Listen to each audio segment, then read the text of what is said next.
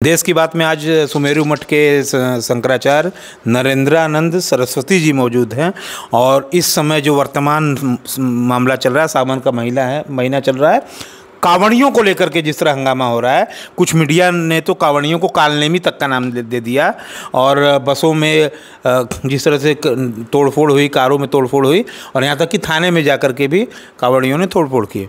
तो कांवड़ियों को जिस तरह से प्रस्तुत किया जा रहा है, महाराज जी क्या कहेंगे? अब कांवड़ शिव भक्तों का स्वरूप माना गया था और शिव की भक्ति में जल लेकर, अगर 14वें मनवंतर के 28वें तेता की बात करें तो उस समय रावण भी कैलाश से भगवान शिव को लेकर लंका जा रहे थे कांवड़ के रूप में। और उस समय गणेश चरवाहे बैजू यादव का भेष धारण कर, और एक तरह से बैजू यादव का भगवान गणेश ने भेष धारण किया। अब भेष धारण कर जो देवघर है बैजनाथ में, उनको एक तरह से गंगा जी उनके शरीर में प्रवेश किया और इतना लवशंका लगा, कुछ समय का समय दिया गया, वो गणेश जी वहाँ रख दिया गया। दूसरा जो कांवड़ है लखीमपुर खीरी में गोला गोकर्णनाथ को कहा गया। तो फिर गुलशन कुमार ने भी अपने काल में 12 ज्योतिर्लिंगों को लेकर यात्रा प्रारंभ किया, लेकिन कुछ असामाजिक तत्व कमाड़ियों के भेष में घुसकर जो ये कृत्य कर रहे हैं, असंसदीय है, अलोकतांत्रिक है, अमर्यादित है। बसों को तोड़ना, गाड़ियों को तोड़ना या थाने में तोड़फोड़ करना, आग लगाना, ये बिल्कुल गलत आचरण है, अमर्यादित आचरण है और इसकी शिव भक्ति में कोई इजाज़त नहीं है। कायदे से इनको नियंत्रण करना चाहिए और परिष्कृत करना चाहिए। कांवड़ शुद्ध आध्यात्मिक सात्विक यात्रा थी और उसमें जो उत्पात मचा रहे हैं, कहीं न कहीं इसके पीछे षड्यंत्र साजिश भी हो सकती है। इसकी जांच होना चाहिए उच्च स्तरीय, और जो गलत है उनको दंड मिलना चाहिए। महाराज जी, कांवड़ियों को लेकर के तो बात हो रही है, सावन के महीने पे बात हो रही है। मीट मुर्गे की दुकान बंद हो गई हैं कांवड़ी सावन के महीने में। तो सनातन की दृष्टि से देखा जाए तो कुछ लोग कह रहे हैं तो कि हिंदू लोग भी तो मीट खाते हैं, क्या दिक्कत है? अब खाने को कौन क्या खाता है, लेकिन धर्म संस्कृति इसकी इजाज़त नहीं देता है और उस समय मांसाहार नहीं करना चाहिए। और धार्मिक दृष्टि से भारत में इतने खाद्य पदार्थ हैं, अगर हम किसी को जीवन नहीं दे सकते तो जीवन नहीं लेना चाहिए। जीवन लेना एक तरह से अपराध है और जो जैसा कृत्य करता है उसको भोगना पड़ता है। तो कायदे से भारत विश्व पटल पर शाकाहारी देश कहा जाता था और शाकाहार में ताकत है, ऊर्जा है, और मांसाहार एक तरह से बीमारी का लक्षण है, व्याधि का आधार है। तो किसी भी धर्म का व्यक्ति हो, मांसाहार से बचना चाहिए। अगर स्वस्थ रखना है, शरीर को सही रखना है, पंच कर्मेंद्री, पंच ज्ञानेंद्री, हार्ट, लीवर, किडनी डैमेज ना हो, तो आहार अगर सही रहेगा तो स्वस्थ शरीर रहेगा। महाराज जी, बात ये है कि कुछ लोग कह रहे हैं कि हिंदुओं के मंदिरों में भी ये मांस मीट चढ़ाने की प्रथा है। कुछ लोग ये कह रहे हैं, गोरखपुर में कोई एक मंदिर है, वहाँ पे बकरा वो चढ़ता है। अब ऐसा है, बलि प्रथा थी, लेकिन वो साल में एक बार था और उसमें भी 2 पूजाएं हैं, दक्षिण और वाम मार्गी। वाम मार्गी जो हैं, मध्यम मांसंच मीनंच मुद्रा मैथुन मेवचा मकारम पंचकम प्राहु योगी नाम मुक्तिदायकम। लेकिन 2531 वर्ष पूर्व भगवान आदि शंकराचार्य ने पंच मकार का खंडन किया। मध्य जो है, इड़ा पिंगला, जब हम जागृत करते हैं तो उससे गिरने वाला जो मध्य है उसका पान करता था साधक। जिह्वा मांसात्मक थी, खेचरी मुद्रा के द्वारा इसका भक्षण ही मांस भक्षण था। कुंडलनी जब हम जागृत करते थे, खट चक्रों का भेदन होता था, वो मैथुन का आकार होता था। तो आध्यात्मिक, लेकिन ये समाज को विकृत करने वाले, समाज में अपनी जिह्वा को तृप्ति करने वाले, दुराचरण को बढ़ाने वाले अपनी सुविधा अनुसार उसकी व्याख्या करते हैं, तो जो गलत है और ये नहीं करना चाहिए।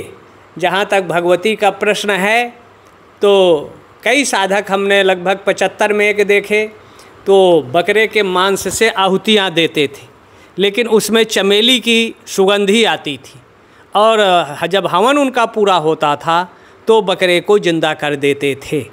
तो जिसकी समर्थ हो, शक्ति हो, वो इसका प्रयोग कर सकता है। अन्यथा सात्विक साधना में, दक्षिण मार्गी साधना में ये सब निषेध है, नहीं करना चाहिए। अब जैसे बिहार के महिषी में था, नवरात्रि में वहाँ भैंसों की बलि होती थी, या काली की उपासना कुछ लोग साल में एक बार ये करते थे, हमेशा नहीं करते थे। और बलि के बाद उसका जो तत्व होता था उसको निकाल के देवता को अर्पण किया जाता था। पूर्णाहुति के साथ उस जीव को जीवन प्रदान करने की उसमें व्यवस्था थी, उसको जीवित कर देते थे। जैसे आज डॉक्टर ऑपरेशन करना होगा तो बेहोशी का इंजेक्शन लगाकर या दवाई देकर ऑपरेशन करने के बाद फिर दूसरी दवा देकर उसकी चेतना लौटाते थे। तो ऐसे बलि की व्यवस्था नहीं है शास्त्र की दृष्टि से। लेकिन मनमानी जो व्याख्या करते हैं, मनमानी आचरण करते हैं, तो उसका अर्थ का अनर्थ कर समाज को भ्रमित और भ्रांत कर रहे हैं। लेकिन जितना हो सके तो मांसाहार से बचना चाहिए। अच्छा महाराज जी, कावड़िए ये कह रहे हैं जो अभी आपने कहा कि अमर्यादित है और लोकतांत्रिक है कावड़ियों की जो गुंडागर्दी है, लेकिन कावड़ियों का ये कहना है कुछ कि हम लोग जाते हैं रास्ते से, लोग धक्का मार देते हैं, हमारा जल गिर जाता है, जिससे हमारा धर्म भ्रष्ट हो जाता है। तो जल मात्र गिर जाने से धर्म भ्रष्ट हो जाना, क्या कहेंगे आप, धर्मगुरु हैं? कायदे से धर्म भ्रष्ट नहीं होता, लेकिन उनकी यात्रा खंडित हो जाती है। अब जो कोई जल लेकर या पूजन का सामान लेके जा रहा है, उसको धक्का मार के गिरा देना, तो यात्रा एक तरह से उसकी खंडित हो गई। फिर दोबारा जाए वहाँ से लाना, तो ये गलत है। धर्म भ्रष्ट नहीं होता जल गिरने मात्र से, धर्म उनका सुरक्षित रहता है। धर्म खाद्य और अखाद्य पदार्थों को खाने से धर्म, या धर्म को छोड़ने से धर्म का ह्रास होता है, ना कि धर्म भ्रष्ट होता है। डीजीपी का बयान आता है। डीजीपी ये कहते हैं कि जिस रूट से कावड़िए जाते हैं, मुझे अपनी फैमिली के साथ जाने में डर लगता है। क्या मैसेज दे रहे हैं? डीजीपी का ये बयान है। डीजीपी सुरक्षित नहीं है, कावड़ियों को लेकर के ये बयान दिया डीजीपी ने। ये गलत बयान है। सुरक्षित है पूरी जनता, देश सुरक्षित है, लेकिन ऐसा बयान देने वाला या लोकतांत्रिक अमर्यादित असंसदीय बयान है। सर्वोच्च श्रेष्ठ पदों पर बैठने वालों को अलोकतांत्रिक अमर्यादित बयान नहीं देना चाहिए। और कमरियों को भी जहाँ से यात्रा लें, वहाँ एक इनको 10-15 मिनट का प्रशिक्षण देना चाहिए। गाय को लगातार बात होती है, गाय को राष्ट्रमाता दर्जा दिलाने की बात होती है, लेकिन अब तक गाय को राष्ट्रमाता का दर्जा नहीं मिला, और बीफ सब निर्यातक देशों में हम दूसरे नंबर पर हैं। कितना दुखद है ये। कायदे से ये गलत है, अलोकतांत्रिक है। गाय की कहीं न कहीं सरकार से ज़्यादा दोषी हम जनता हैं। कम से कम 100 करोड़ हिंदू कहा जाता है। 100 करोड़ न माने हम 70 करोड़ ही मान ले, और इस देश में 12-13 करोड़ या 15 करोड़ गायें हैं। तो अगर हम ज़्यादा बात उठा रहे हैं, कर रहे हैं, हर व्यक्ति 1-1, 2-2 गाय अगर पाल ले तो गायें जाएंगे ही नहीं, कटेंगे ही नहीं, और निर्यात होगा ही नहीं। तो कायदे से, वैसे मोदी जी जब सत्ता में आए थे पहली बार, तो उन्होंने कहा था कि बंदरगाहों पर हम मशीनें लगवाएंगे और बीफ का निर्यात जांच करके होगा, नहीं जाना चाहिए। तो जो उन्होंने भरी सभा में कहा था, तो उसको उनको अमल करना चाहिए। बीफ निर्यात प्राय प्रतिबंधित होना चाहिए, और सरकार अर्थ को देखती है, लेकिन जनता का, हमारा धर्माचार्यों का दायित्व और कर्तव्य बनता है कि हम कम से कम एक गाय मंदिर में, मठों में और हिंदू परिवारों में अगर पलने लगे तो गाय कटने को जाएगी ही नहीं, न बीफ निर्यात होगा। हिंदू मुस्लिम को लेकर के एक नैरेटिव सेट हो रहा है, हिंदू राष्ट्र, क्या कहेंगे? अब ऐसा है, हिंदू गांव ही नहीं है, हिंदू तहसील ही नहीं है। किसी प्रदेश का कोई भी संगठन या कोई भी धर्मगुरु डंके की चोट पर नहीं कह सकता कि मैं एक ज़िले को शत-प्रतिशत हिंदू गांव या जिला घोषित कर दिया। तो आज ज़रूरत है हिंदू राष्ट्र से पहले हिंदू गांवों के निर्माण हो, हिंदुओं का तहसील स्तर से निर्माण हो। जब ये नहीं होगा तो भाषण अनर्गल देने से, लंबी चौड़ी बयानबाजी करने से हिंदू राष्ट्र नहीं हो जाएगा।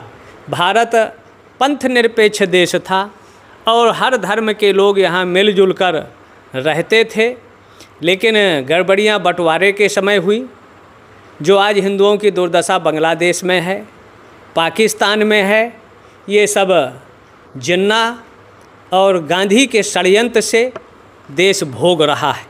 कायदे से ना बांग्लादेश पाकिस्तान में हिंदू रहना चाहिए था, ना भारत में मुसलमान रहते, तो ये झगड़ा लड़ाई अपने आप समाप्त हो जाता। आखिरी सवाल, सावन का महीना चल रहा है और सावन के महीने में लोग कहते हैं कि सोमवार का ही विशेष महत्व क्यों, इस पे क्या कहेंगे? वैसे भगवान शिव 365 दिनों में कभी भी पूजन किया जाए, लेकिन जो सावन का विशेष महत्व है, तो जब समुद्र मंथन हुआ उससे कालकूट विष निकला और भगवान विष्णु ने शिव जी से प्रार्थना किया, भगवान शिव ने विष पान किया, उनका ताप शांत नहीं हो रहा था, तो सर्वप्रथम ब्रह्मा जी ने शिव जी का अभिषेक किया तो थोड़ा उनको शांति मिली। तब से ये परंपरा प्राय है, वेदों के आधार पर शिव का अभिषेक अर्चन कई भिन्न भिन्न पदार्थों से, विभिन्न भिन्न कामनाओं से, और सावन में वैसे कभी भी करिए, लेकिन शिव का जो विशेष प्रिय दिन है वो सोमवार है और त्रयोदशी है, प्रदोष है। ये 3 काल में किसी भी महीना में किया जाए शिव की उपासना शीघ्र फलदायी है। असारे खलु संसारे सार में तच्चतुष्टयम काश्याम वासा सताम संघा गंगाम्भा शिव पूजनम प्रतिदिनम।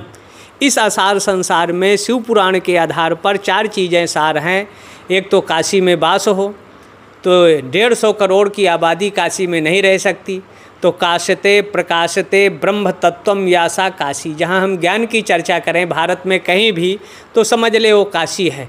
और गंगा जल का सेवन करें तो वो भी संभव नहीं है, तो ताम पात्र में अगर 8 घंटा जल रख दिया जाए तो गंगा जल के समान उसमें गुण आ जाते हैं, उसका पान करें और शिव भगवान का पूजन और शिव के नाम का अगर ये अर्चन करें तो कलयुग में ये सार तत्व के रूप में बताया गया है। सावन में शिव की गई पूजा विशेषकर सोमवार, त्रयोदशी और प्रदोष में विशेष फलदायी है। तिभिर मासय तिभिर पक्षय तिभिर वर्षय तिभिर दिने, 3 दिन 3 पक्ष 3 महीना के अंदर अगर भगवान पंचकर्मेंद्री ज्ञानेंद्री को एकाग्र कर भगवान शिव की उपासना करते हैं तो उनकी इच्छाओं की पूर्ति होती है, अभिलाषाओं की पूर्ति होती है, टेंशन फ्री होता है, मन की विकलता दूर होती है, एकाग्रता होती है और भगवत प्राप्ति का मार्ग प्रशस्त होता है। स्पर्श दर्शन को लेकर के काशी विश्वनाथ मंदिर में ये कहा गया है कि स्पर्श दर्शन पर पूरी तरह रोक हो, बावजूद इसके कुछ लोग स्पर्श दर्शन VVIP जिसे कहा जाता है कर रहे हैं। तो स्पर्श दर्शन को लेकर के आप क्या कहेंगे? आखिरी सवाल है। नियम सबके लिए एक होना चाहिए, चाहे राजा हो, चाहे VVIP हो, चाहे जनप्रतिनिधि हो, चाहे जनता हो। अगर स्पर्श दर्शन करा रहे हैं तो 1 घंटे का उससे समय निकालें, सबको कराएं या किसी को ना कराएं। नियमावली भगवान के यहाँ एक होती है, 2 नहीं होती, और जो अधिकारी ऐसा कर रहे हैं उनको दंडित करना चाहिए, कानूनी कार्रवाई करना चाहिए। नियम एक बनाओ, चाहे कोई हो, वो नियम का पालन हर व्यक्ति को करना चाहिए, चाहे विशेष हो, चाहे सामान्य हो या VVIP हो, नियम सबके लिए एक होना चाहिए। स्वामी अविमुक्तेश्वरानंद के आशीर्वाद से हमने अपना नया चैनल देश की बात खोला है। हमारे नए चैनल देश की बात के लिए क्या कहेंगे? अच्छी चीज़ है, चैनल होना चाहिए, सच्चाई उजागर होना चाहिए और सच्चाई ही मीडिया की देन है। मीडिया भी समाज का एक स्तंभ है और निश्चित है कि सबको देश की आवाज़ में अपनी बात रखें और सच्चाई से उजागर हों तो समाज से भय भ्रांति और नकारात्मक स्थिति दूर हो और सच्चाई से अवगत होंगे तो निश्चित है समाज का वैमनस्यता, कटुता, नफरत समाप्त होगी तो समरसता, एकता और सर्वे भवन्तु जो वेदों का सिद्धांत है, सर्वे भवन्तु सुखिनः सर्वे सन्तु निरामया, निश्चित है वो अपने आप समाज में एकता रहेगी, नरखारी शक्तियों का उन्मूलन हो। तो ये थे हमारे साथ महाराज जी, जिनका ये कहना है कांवड़ियों के भेष में जो लोग ये कृत्य कर रहे हैं वो अमर्यादित है, अलोकतांत्रिक है, ऐसे कृत्यों का ये विरोध करते हैं। ऐसे अराजक तत्व लोगों का इन्होंने समर्थन देने से मना किया। मांस को लेकर के भी इन्होंने, मांस मछली को लेकर भी इन्होंने एक बयान दिया और कहा कि सनातन में इसका कोई स्थान नहीं है और बहुत सी भोजन की चीज़ें हैं जिन्हें लिया जाना चाहिए। देश की बात के लिए जितेंद्र यादव महाराज जी के साथ, धन्यवाद।